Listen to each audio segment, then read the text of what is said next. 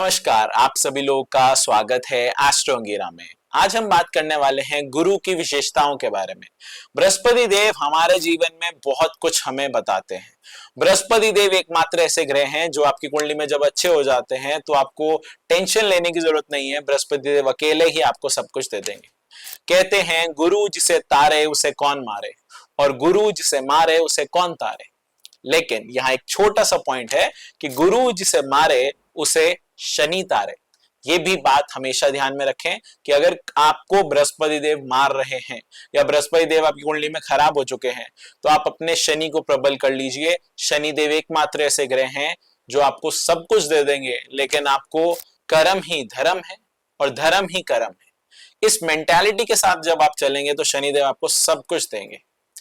आज हम शनि देव के बारे में नहीं, बृहस्पति देव के बारे में बात करने आए हैं। तो बृहस्पति देव हमारे जीवन में हमारे दादा, पुश्तैनी प्रॉपर्टीज, पुश्तैनी जमीन और साथ ही साथ पुश्तैनी पैसा, कुल पुरोहित और हमारे पुजारी, मंदिर, धर्म, एजुकेशन, साथ ही साथ बृहस्पति देव जो है वो आपको विजडम देते हैं। बृहस्पति देव जो है वो आपको अपने पूर्वजों के आशीर्वाद दिलाते हैं। कोई व्यक्ति कामयाब इस कारण भी होता है कि उसके पूर्वजों से उसने कितने अच्छे आशीर्वाद लिए हैं, उसके पूर्वजों से कितनी अच्छी उसे नॉलेज मिली है। ये सारी चीजें बृहस्पति देव सिखाते हैं। एक व्यक्ति घर में कितनी एकता के साथ रहना चाहता है, वो सारी चीजें बृहस्पति देव ही आपको सिखाएंगे। बृहस्पति देव के कुंडली में 5 घर होते हैं। खाना नंबर 2, खाना नंबर 5, खाना नंबर 9, खाना नंबर 11, खाना नंबर 12। लेकिन इन खानों में से जो मेन हमारे हाउसेस हैं वो है खाना नंबर 2, खाना नंबर 5, खाना नंबर 9, खाना नंबर 12। 11वें घर को हम बहुत ज्यादा बृहस्पति देव का नहीं मानते, क्योंकि 11वें घर के अंदर हमारे शनि देव भी होते हैं। अब शनि देव के दोस्त जब बुध और शुक्र उस घर में आते हैं तो वो उस घर को बर्बाद नहीं करते, इसलिए बृहस्पति देव का उस घर के साथ कोई बड़ा रिलेशन नहीं माना जाता। लेकिन खाना नंबर 2, खाना नंबर 5, खाना नंबर 9 और खाना नंबर 12 ये प्योरली बृहस्पति के घर होते हैं। जब भी बृहस्पति देव के दुश्मन राहु, बुध और शुक्र, मतलब ये ग्रह बृहस्पति देव से दुश्मनी करते हैं। सबसे पहला पॉइंट तो यही है, बृहस्पति देव तो किसी भी ग्रह से दुश्मनी नहीं करते। बुध, शुक्र, राहु, अगर ये प्लैनेट्स आपके खाना नंबर 2, 5, 9, 12 में आकर बैठ जाते हैं तो आपको बृहस्पति देव का ऋण लगता है। सबसे पहली बात है ये। अब दूसरी बात क्या है, जब ये ऋण आपकी कुंडली पे लगेगा तो ये आपके किसी पर्टिकुलर एरिया पे ही इंपैक्ट करेगा। ऐसा नहीं है कि आपके सारे सुख चले गए, ऐसा नहीं होता। मान लीजिए ऋण जो है वो खाना नंबर 2 के ऊपर लगा है, तो वो हमारी सेविंग्स के ऊपर, हमारी फैमिली के ऊपर, हमारी कम्युनिकेशन स्किल्स के ऊपर, हमारी वॉइस के ऊपर, हमारे खान पान के ऊपर, साथ ही साथ हमारी पत्नी के ऊपर या हमारे ससुराल के ऊपर, इन जगह पे सेकेंड हाउस का ऋण इंपैक्ट करेगा आपके लिए। अगर 5th हाउस में ऋण लगा है तो वो बच्चों के ऊपर, बच्चों के करियर के ऊपर, बच्चों के स्वास्थ्य के ऊपर, बच्चों के भाग्य के ऊपर या हमारे बुढ़ापे के ऊपर या फिर हमारी नॉलेज के ऊपर, हमारी एजुकेशन के ऊपर, इन चीजों पे इंपैक्ट होने वाला है। 9th हाउस पे लगा है तो हमारे भाग्य के ऊपर, एंसेस्टर्स प्रॉपर्टी के अंदर, एंसेस्टर्स मनी के अंदर, हमारी चाचा ताया रिलेशनशिप जो है या हमारे रिलेटिव्स जो है उनके साथ कोई अनबन या बहुत ज्यादा तनाव की स्थिति उसमें बन जाएगी। 12वें घर में लिखा है तो स्वास्थ्य के ऊपर और छोटी छोटी ओवरऑल पूरी लाइफ में ही प्रॉब्लम आने लग जाएगी जब 12th हाउस में लगेगा, क्योंकि 12th हाउस जो है वो बृहस्पति देव ने ऐसा रखा है कि वो घर, दूसरे घर, 5वें घर, 7वें घर, 9वें घर, इन 4 घरों का फल वो 12वें घर के अंदर रहता है। तो जब 12वें घर के अंदर ऋण लगेगा तो वो आपके धीरे धीरे सारे ही एरियाज पे इंपैक्ट करने वाले हैं। तो सबसे पहले तो ये ऋण के ऊपर बात हो गई। अब ऋण जब भी कुंडली में लगा है तो उसका उपाय क्या होता है, आपके जितने भी घर के सदस्य हैं उनसे आपको मिनिमम 111 रुपए के कॉइन्स लेने हैं। अपना हिस्सा, अपने भाई का हिस्सा और आपके जितने भी भाई हैं, कजन भाई भी हो गए, फ्रॉम दादा आपको लेना है, जितने भी आप लोग भाई हो या बहनें हो, वो सारे कलेक्टिव आपको लेकर उसके बाद उसकी रेमेडी होगी। ठीक है, वो इकट्ठे कर लेने हैं। जितने भी व्यक्ति हैं, जैसे मान लीजिए 5 भाई हैं तो 5 किलो चने की दाल भी लेनी है आपको। वो 5 किलो चने की दाल प्लस कॉइन्स जितने भी भाई बहन हैं वो कलेक्टिवली कलेक्ट कर आपको पीले कपड़े में बांधने हैं और अपने कुल पुरोहित, कुल देवता या कुल देवी पर वो देने हैं, या फिर कोई भी सिद्ध दुर्गा पीठ हो वहां आपको देने हैं।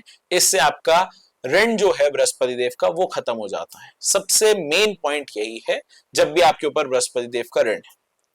अब बात करते हैं बृहस्पति देव के श्लोक से कि बृहस्पति देव लाल किताब में क्या क्या चीजें हमें समझा सकते हैं, कैसे बृहस्पति देव अच्छे हो सकते हैं और कैसे बृहस्पति देव खराब होते हैं, क्या क्या नियम है, सब कुछ आइए जानते हैं। दो रंग दुनिया के, दोनों रंग देखे, अपनी आंख दुख जाए, अपनी आंख ना देखे, ये बृहस्पति देव के लिए कहा गया है। बृहस्पति देव क्या है? दो रंग है, दुनिया के दो रंग है, एक अच्छाई का रंग और एक बुराई का रंग। एक वो रंग है जो स्वार्थी है, एक वो रंग है जो अपने मतलब के लिए जी रहा है, और एक वो रंग है जो दुनिया के लिए जी रहा है, जो अपने लिए नहीं किसी के लिए कुछ कर गुजरने की चाह पे जी रहा है। ये दो रंग है, ये दोनों रंग बृहस्पति के रंग है।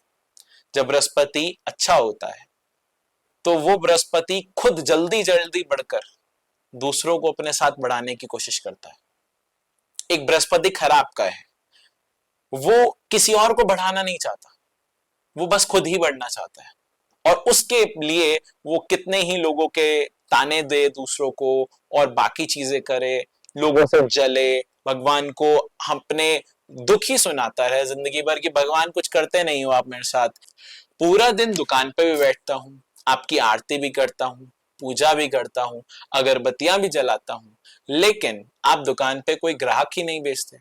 अब इन्हें कौन बताए कि कस्टमर जो है वो भगवान नहीं बेचते, वो तो आपकी स्किल्स है कि आप अपने कस्टमर्स के साथ कैसे व्यवहार कर रहे हो। आपके पास कभी ना कभी तो कोई कस्टमर्स आए होंगे ना, उन कस्टमर्स को आप कैसे डील आउट करते हो, वो डीलिंग जो है वो कभी भी बृहस्पति देव नहीं समझाते। और जिनके बृहस्पति खराब हो उनको तो डीलिंग करनी आती ही नहीं है। तो ये पॉइंट हमेशा याद रखें, क्योंकि बृहस्पति जब भी खराब हो जाता है तो ऑटोमेटिकली आपका शनि भी खराब ही हो जाता है। इसीलिए तो उसे शनि की चालाकी जीरो हो जाती है उसमें। इसीलिए हम बोलते हैं कि बृहस्पति अच्छा होता है शनि भी अच्छा होता है, तो उसके जीवन में सारे सुख उसे मिल जाएंगे। लेकिन जब बृहस्पति खराब होता है तो शनि भी खराब होता है। अब बृहस्पति को तो ठीक नहीं कर पाओगे, लेकिन शनि को ठीक कर लो अपने।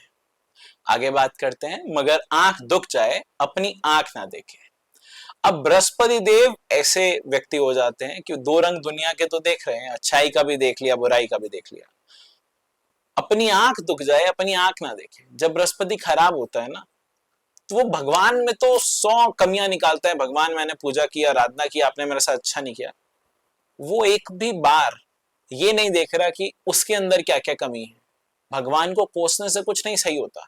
इसलिए हम खासकर बोलते हैं जिनका बृहस्पति खराब है आप भगवान के पास ही मत जाएं, क्योंकि एट लास्ट मैंने अपने तजुर्बे में यही देखा है, जिनका भी बृहस्पति खराब होता है वो भगवान से कुछ समय के बाद मुंह मोड़ लेते हैं कि भगवान मेरे लिए कुछ नहीं कर रहे, तो मैं भगवान की आज से पूजा आराधना बंद कर दूंगा, ये कर दूंगा, वो कर दूंगा। आपको भगवान ने बोला था क्या कि मेरी पूजा आराधना करो? जब भी जुपिटर खराब है आप अपने कर्म पे बिलीव करो, भगवान आपको वो नहीं देना चाहते जो आप भगवान से मांग रहे हो, क्योंकि आपके एक्शंस में कमी है, आपके अंदर ही प्रॉब्लम है, इसलिए भगवान आपको नहीं देना चाहते जो आप मांग रहे हो। ये बात हमेशा ध्यान में रखें।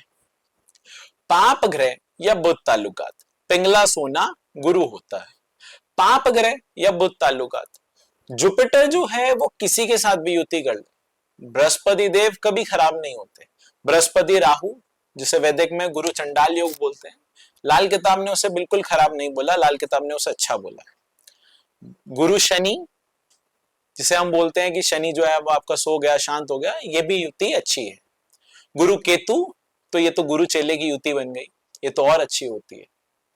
गुरु बुध, ये आपको इंडिया में तो बहुत अच्छी तरक्की नहीं मिलेगी, लेकिन फॉरेन कंट्रीज में यह योग बहुत ही बेटर रहता है, या आप अपने बर्थ प्लेस से कहीं बाहर जाके काम करते हो तो ये ही योग आपके लिए बहुत अच्छा रहेगा।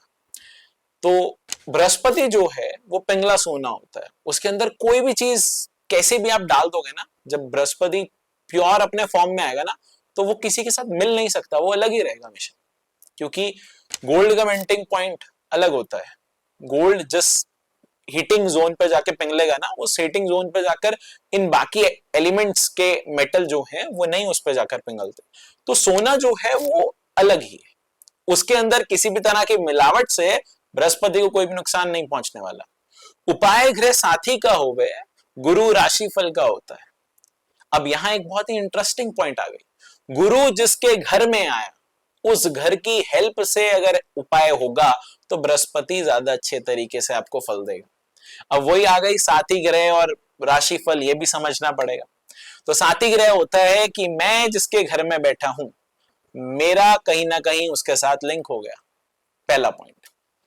दूसरा पॉइंट ये है कि मैं उसके घर में बैठा हूं, वो मेरे घर में बैठा है, तो हम दोनों साथी ग्रह हो गए।